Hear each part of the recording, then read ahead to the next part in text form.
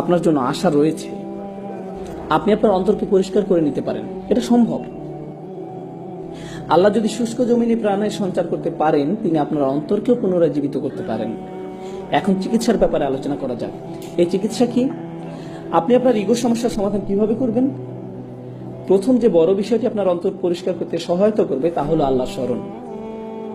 প্রথমে এই বিষয়টি আপনাকে আয়ত্ত করতে হবে। কত ঘন ঘন আপনি আল্লাহকে স্মরণ করেন।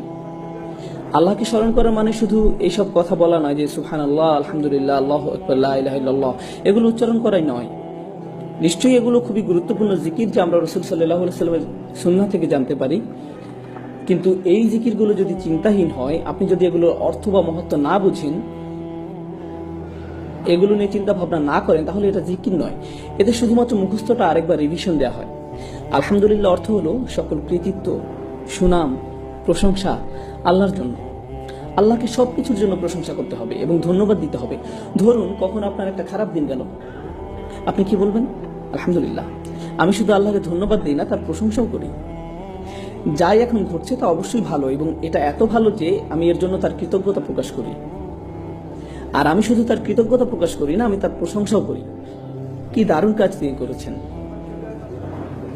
আপনি সমস্যায় পড়া সত্ত্বেও বলেন আলহামদুলিল্লাহ।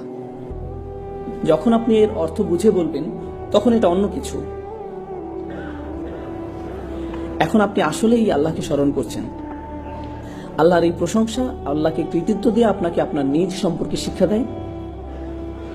কি শিক্ষা দেয়? যখনই কোনো ভালো কাজ আপনি মনে করেন যে আপনি করেছেন, আপনার কি করা উচিত? আলহামদুলিল্লাহ বলা উচিত। আপনি আসলে কাকে এই কাজের কৃতিত্ব দিচ্ছেন? আল্লাহকে। আপনি কোনো বক্তব্য দেওয়ার পর হয়তো কেউ এসে আপনাকে বলল, ভাই দারুণ বক্তব্য দিলেন, আপনি হেসে বলেন আলহামদুলিল্লাহ, আমি জানি ভালো হয়েছে। তাহলে এই আলহামদুলিল্লাহ আসলে আলহামদুলিল্লাহ নয়। এভাবে বলার মাধ্যমে আপনি আপনার নিজের প্রশংসাই করলেন। প্রশংসা পেলে কিভাবে অস্বস্তিতে পড়তে হয়, আপনাকে তা শিখতে হবে। প্রশংসা আপনার মাঝে যেন বিনয় নিয়ে আসে। আল্লাহকে কৃতিত্ব দেওয়ার ক্ষেত্রে আপনাকে দ্রুত হতে হবে এবং একই সাথে নিজেকে বিনম্র করতে হবে। ভাই আপনি জানেন না, আপনার এভাবে বলা ঠিক নয়। আমি আসলে কিরকম তা আমি জানি না, আল্লাহ জানেন, শুধুই আল্লাহ জানেন। আপনার প্রশংসা আমার দরকার নেই, আমার দরকার আপনার দোয়া। আমি চাই না আপনি প্রশংসা করুন, বরং আমি খুবই ভালো এটা আপনি আমাকে বলার দরকার নেই। না, আমি আপনার কাছ থেকে এটা শুনতেও চাই না। এটা আসলে আমাকে সাহায্য করে না, এটা আমার ক্ষতি করে। কারণ কেউ যখন আমার প্রশংসা করে, তখন এটা আমার মাঝে কি জাগিয়ে তোলে? আমার ইগো। আর এটা মানুষের জীবনের সবচেয়ে ভয়ঙ্কর সমস্যা। তাই কেউ অন্য কারো প্রশংসা করার মাধ্যমে তার উপকার করছে না। আর নম্রতা সম্পর্কে শেষ যে বিষয়টি আমি আপনাদের সাথে শেয়ার করতে চাই, সেটা হলো যখন কেউ আপনাকে বাজে কথা বলে বা আপনাকে অপমান করে, এটা আসলে আপনাকে বিনয়ী করতে সাহায্য করে। তারা হয়তো আপনার প্রতি একটা অনুগ্রহ করলো, তারা মনে করতে পারে যে তারা আপনাকে ছোট করতে পেরেছে, কিন্তু এটা হয়তো আল্লাহর তরফ থেকে আপনার জন্য একটা মেসেজ বা একটা উপহার। এর মাধ্যমে আল্লাহ আপনাকে নম্রতা উপহার দিলেন। এই জন্য ইবনে তাইমিয়া রাহমাতুল্লাহ আলাইহি বলতেন, যখন কেউ আমাকে কষ্ট দেয়, আমি মনে করি এটা আল্লাহর পক্ষ থেকে উপহার। তিনি আমাকে নম্রতা শিক্ষা দিচ্ছেন। সুবহানাল্লাহ। এটা একটি ব্যতিক্রম উদাহরণ। এরপর মানুষের উপকার করা শিখুন, শুধুমাত্র আল্লাহর সন্তুষ্টির জন্য। অনেক সময় কেউ কেউ সাধ্যের অতিরিক্ত করে ফেলে। ধার্মিকদের প্রতি এটাই আমার শেষ বক্তব্য, বিশেষ করে তরুণদের জন্য। তারা অনেক কর্মকাণ্ডে অংশ নেয়, তারা সংগঠনে অংশ নেয়, তারা দলে যোগদান করে, তারা মসজিদে যোগদান করে, তারা বিভিন্ন অনুষ্ঠানে যায়, তারা সবসময় কর্মঠ থাকে, তারা ডান বাম করতেই থাকে। এরপর কি করে জানে? তারা ইচ্ছা শক্তি হারিয়ে ফেলে, তারা পুরোপুরি ক্লান্ত হয়ে যায়। যখন তারা পুরোপুরি ক্লান্ত হয়ে যায়, এরপর তারা কখনোই আগের অবস্থায় ফিরে আসতে পারে না। ভারসাম্য রাখুন, ধীরে ধীরে অগ্রসর হন। আপনাকে সপ্তাহের এক ছুটিতেই সব করে ফেলতে হবে না, অথবা গ্রীষ্মের ছুটিতেই সব করতে হবে এমন নয়, বরং ধীরে ধীরে অগ্রসর হন। ইনশাআল্লাহ আপনি গতি ধরে রাখতে পারবেন। এবং যখন আপনি শুধু আল্লাহর জন্যই কোনো কিছু করবেন এবং আপনি হতাশ হয়ে যান না, কোনো ফলাফল হচ্ছে না, এই জন্য উদাহরণ হিসাবে এই অনুষ্ঠানের কথা বলা যাক। আমাকে দাওয়াত দেওয়া হয়েছিল, আমি বলেছিলাম ঠিক আছে আমি রবিবার আসবো। শনিবার রাতে কেন নয়? কারণ তখন এখানে কেউ থাকবে না।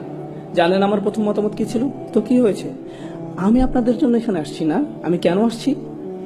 আর বড় কোনো কারণ আছে। আপনারা আমাকে কিছু দিচ্ছেন না, কে দিচ্ছেন? আল্লাহ, ঠিক?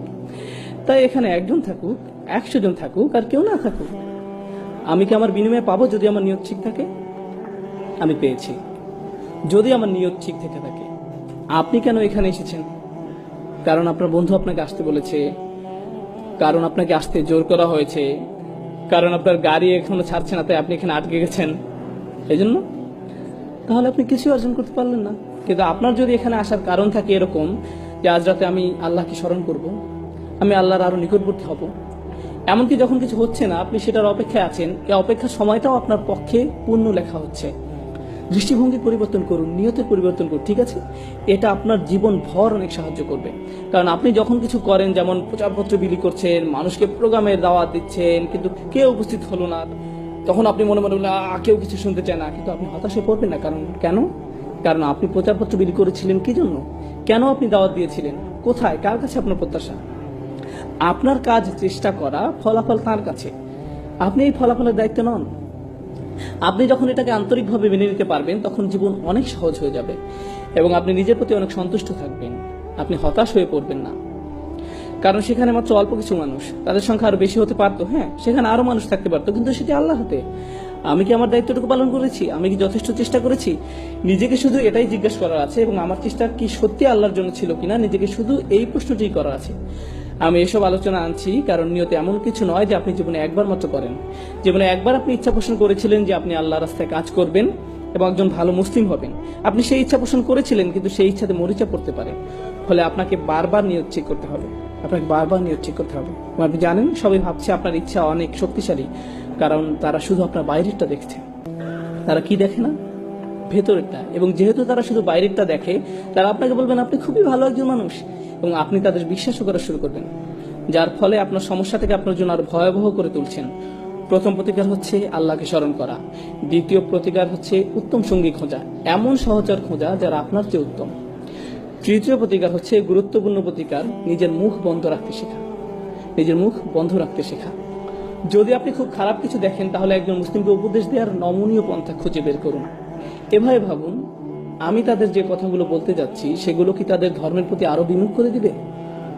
অথবা আমার সৌহার্দ্যপূর্ণ নমনীয় পন্থা খুঁজে বের করা উচিত, যা তাদেরকে ধীরে ধীরে ইসলামের মূল বিষয়ের সাথে আপোষ না করে দিনের পথে নিয়ে আসবে। হয়তো তাদের বন্ধুদের পরিবর্তনের মাধ্যমে, দৃশ্যপটের পরিবর্তনের মাধ্যমে, যদি তারা সামান্য একটু উপদেশ শুনতে পায়। আপনি প্রথমেই তাদের আচরণ পরিবর্তন করে চান না। আপনি প্রথমে কি পরিবর্তন করতে চান? তাদের অন্তর। যখন তাদের অন্তর পরিবর্তন হবে, তখন ব্যবহার আপনা আপনি পরিবর্তিত হবে। বেশিরভাগ সময় আমরা মানুষের কিসের পিছে ছুটি? আমরা তাদের ব্যবহারের পিছনে ছুটি। আপনি মানুষের ব্যবহার পরিবর্তন করতে পারবেন না, আপনি তাদের শুধু স্মরণ করে দিতে পারবেন এবং আশা করতে পারেন আল্লাহ তাদের অন্তরকে পরিবর্তন করে দিন।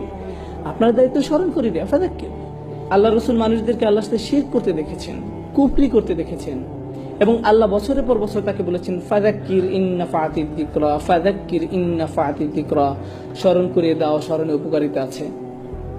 মহানবী সাল্লাল্লাহু আলাইহি সাল্লাম এই একই ধরনের খুব খারাপ মানুষদের কাছে 10 বছর দাওয়াত দিয়েছেন, এবং আল্লাহ বলে গেছেন স্মরণ করিয়ে দাও, এতে কাজ হবে, স্মরণ করিয়ে দাও, এতে উপকার আছে। আপনি কাউকে স্মরণ করে দিলেন, এতে কোনো ফল পাওয়া যায় না। যখন আপনি বলেন আমি তাকে স্মরণ করে দিয়েছিলাম, সে পাত্তাই দেয়নি, তাকে স্মরণ করে দেওয়ার মাঝে কোনো উপকার নেই। নবী সাল্লাল্লাহু আলাইহি সাল্লামের জীবনে দেখুন তিনি কি পরিমাণ স্মরণ করে দিতেন, এবং আল্লাহ বলে যেতেন আপনি হয়তো উপকারিতা দেখতে পাচ্ছেন না, কিন্তু সেখানে উপকারিতা আছে। হ্যাঁ, উপকারিতা আছে। এবং আন্তরিকভাবে মনে করিয়ে দেয়া থেকে উপকারিতা প্রথম কে পাবে? সেই ব্যক্তি যে স্মরণ করিয়ে দেয়। কে প্রথম উপকৃত হচ্ছে? আপনি, কারণ আপনি স্বীকার করে নিয়েছেন যে শব্দগুলো আপনার মুখ থেকে বের হচ্ছে, কিন্তু প্রভাব কোথা থেকে আসবে? আল্লাহ তাআলার পক্ষ থেকে। এবং যদি আপনার কথায় কাজ না হয়, তাহলে হয়তো কার মাঝে কিছু সমস্যা আছে, আপনার মাঝে। আপনার প্রথম প্রতিক্রিয়া এমন হওয়া উচিত নয় যে তার মাঝে কিছু সমস্যা আছে, সে আমার কথা শোনে না। এটি প্রথম প্রতিক্রিয়া হওয়া উচিত নয়। আপনি জানেন নবী সাল্লাল্লাহু আলাইহি সাল্লাম যখন মানুষকে উপদেশ দিতেন, দাওয়াত দিতেন, এবং তারা ওনার কথা শুনতো না, তখন ওনার মনে চিন্তা উকি দিত হয়তো আমি আমার দায়িত্ব ঠিকভাবে পালন করতে পারছি না, হয়তো আমি এই কথাগুলো আরো ভালোভাবে বলতে পারতাম। এবং তখন আল্লাহ তাআলা তাকে মনে করে দিতেন না না না, আপনি আপনার দায়িত্ব ঠিকভাবে পালন করেছেন, আপনার যা করার কথা আপনি তাই করেছেন। আপনি শুধু সতর্ক করে যান, আপনি শুধু সতর্ক করে যান, ফলাফল নিয়ে দুশ্চিন্তা করবেন না।